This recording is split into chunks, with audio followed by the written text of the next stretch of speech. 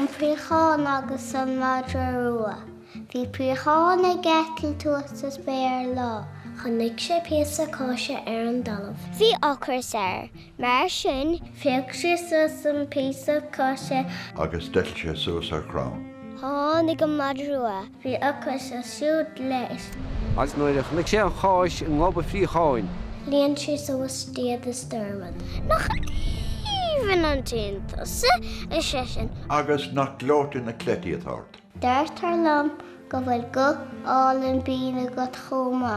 Bhad arís sesin, níl éonrad sa tail is fear liomsa ná go Préachán. Tháinig mórta sa saoirí an náid ar an Préachán.